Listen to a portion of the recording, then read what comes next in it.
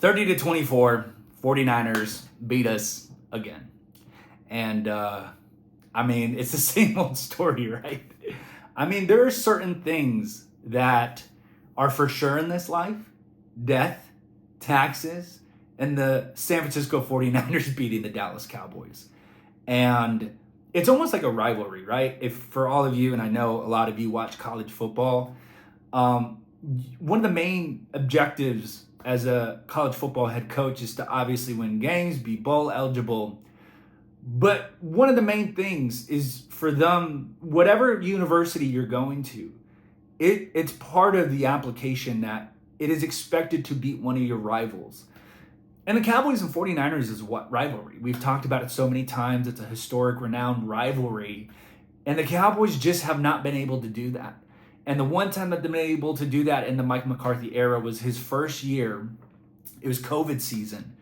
And that was the only time. But when it's mattered, the wild card game, the divisional playoff game, last year in the Sunday Night Football game, and this year's Sunday Night Football game, we have not been able to beat them. And it's kind of wild how I'm sitting here again. And I think each time my surprise, each time my bewilderment has gone away. And I think this time that I've seen the 49ers beat the Cowboys, I'm not surprised. I had cheered and I had believed that the Cowboys were going to win, and I'm sorry. If you're coming here to make me eat crow, I will eat crow. I apologize. I was wrong. I had believed the Dallas Cowboys were going to win this game. I put too much hope and belief in them. Defense are still without their players. And I thought they gave a valiant effort. I really did. They gave a valiant effort. They did their best to stop the run. Deebo Samuel had himself a good game. George Kittle went off against Donovan Wilson. Donovan Wilson is a liability to this football team. He cannot finish tackling. He cannot cover in man coverage. And he's just not a good option at the safety. Let's try Wanye Thomas from moving on. But Donovan Wilson is not a good fit for this defense anymore. Despite whether they're undermanned, they're injured, like you see, Donovan Wilson can no longer play defense for this Dallas Cowboys defense. Regardless, I think we all knew and expected that from this defense, but this offense. But hold up, before we jump into the analysis, I do want to tell you, the Cowboys catfished you. And if you have been fans for years, you are well used to this thing that the Cowboys do. They did it earlier this season. They tried to fool you against the Cowboys and Ravens, where the Cowboys are no-shows for the first half. And they're getting blown out, they're getting beat. And in the garbage minutes, the garbage time where the other team has to play prevent defense and they have to let their foot off the pedal, they got to let their foot off the gas. The Cowboys then attack and they eat up yards and they get some points, and the Cowboys did exactly that. And they got your hopes up, didn't they? And they had a chance. But look I talked about sure things in life, right? Death, taxes, 49ers beating the Cowboys catfishing you. But here's another certain thing about this team. In moments where it matters, in the most pressured moments, the most crucial moments, the moments where you need to depend on Dak Prescott, Mike McCarthy, and the Dallas Cowboys, they will always fall short. They will always fall short. And this game has helped me realize that there's no hope for this team anymore. I think Mike McCarthy is done as a head coach for the Dallas Cowboys. I don't think he's going to be fired tomorrow, but I think this is his final year. I think he's done. The championship window has closed for Mike McCarthy and the Dallas Cowboys. I don't know about Dak Prescott and CeeDee Lamb because we're stuck with them. They are ours for a number of years moving forward, whether you like it or not. But I think enough's enough.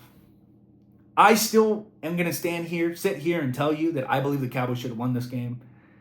And they didn't, because they don't have a coach that can neither coach nor be an offensive play caller. It is vice versa. In the moments where we need him, he's a no-show. He doesn't call the right plays. Doesn't call the right things for our players to have success. And in the moments where we don't need him necessarily, when the game's over, he's on fire. and he's calling the right plays. And it is very disappointing to see and be at this point of this tenure of Mike McCarthy and to get this result. I am done. I am done with Mike McCarthy. And I have vouched for this man, and I am thankful for the past 3 years where he has won 12 games with this team, 2 division titles, but I am done. I am done. And this game showed me that. As for Dak Prescott, we're stuck with them. So I'm not going to be one of those guys that says, trade Dak, get rid of Dak. It just makes no sense, and it's a waste of energy to say that. But I would not be lying, or I would be lying if I told you that this game wasn't on him, because this game was absolutely on him. There's a lot of issues. Defensively, we had no players, right? And in the moments that we needed stops, we couldn't get stops. And we could talk about the offensive line play. I know. It's not that good. It's not that great. Even though I have given suggestions on how they could avoid that. Our running game is not that great. Our wide receiver weapons outside of CeeDee Lamb is non-existent. But Dak Prescott is not playing good football right now. I'm going to tell you straight up, he's a system quarterback. He's a system quarterback. He needs everything around him to be successful. He needs weapons and more weapons. He needs a great offensive line.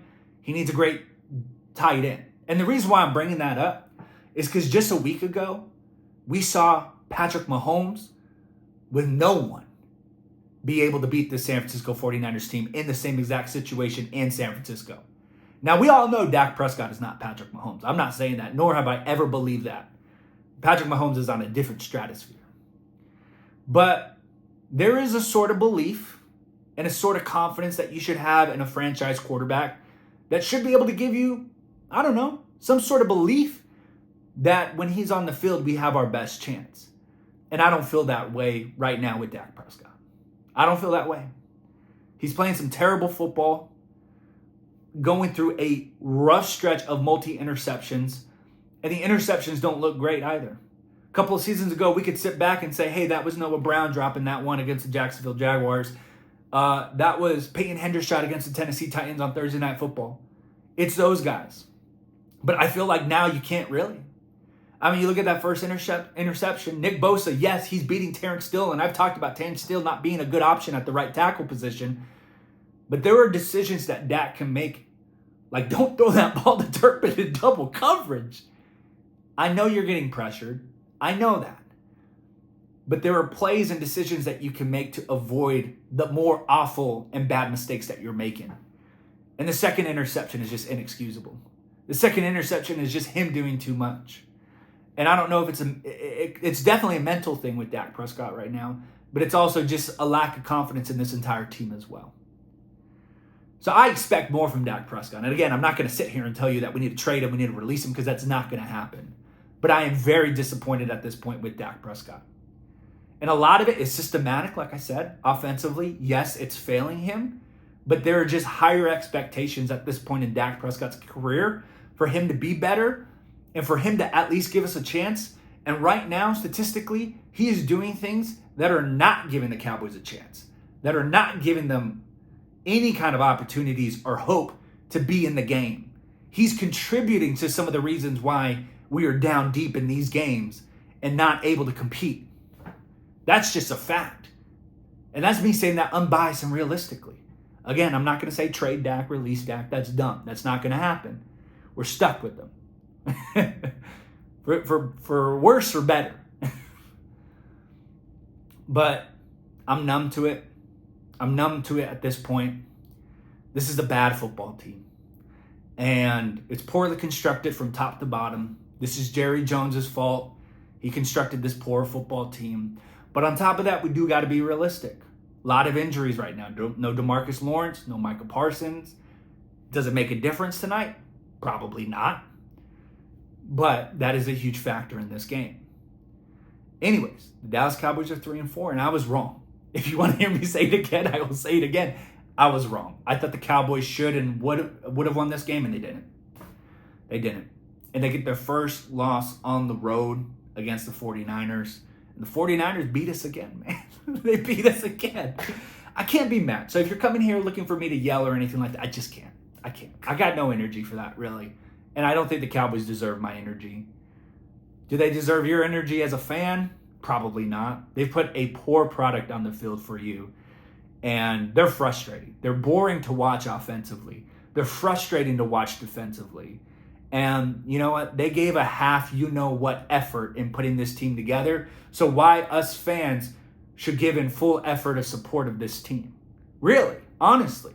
You have Jerry Jones, who catfished you, saying that we're going to be all in, but let Derrick Henry walk to Baltimore. And then he tries to gaslight all of us into thinking that, oh no, you said that. You believe that. I was under the impression that I was trying to, be limited by the cap. No. If the Cowboys gave half the effort into building a good football team, why should the fans give all their full support, full energy into a half product team? It's not fair. We deserve better. And frankly, I think the more we lose, the more frustrating it gets for Jerry. And I'm happy with that, really. And I mean, just to be here again, it's a good measuring marker to always play the 49ers because we always lose. And that's just a good reminder that we're still in the same place. We're nowhere near close to where we want to be as a contender. And it's a lot of the same people in the same room. Dak Prescott averages 2 interceptions against the 49ers every time we play. He's a part of the problem. Mike McCarthy is coaching this team, and it was Kellen Moore who was play calling it. Now it's him play calling it. It's still a problem offensively. Zeke is still in the backfield. He's just wearing a different number. I don't even think Micah Parsons would have made a difference, because Micah Parsons didn't make a difference in the divisional game or the wild card game. You look at the stats, he had 0 sacks. And even in last year's Sunday Night Football game.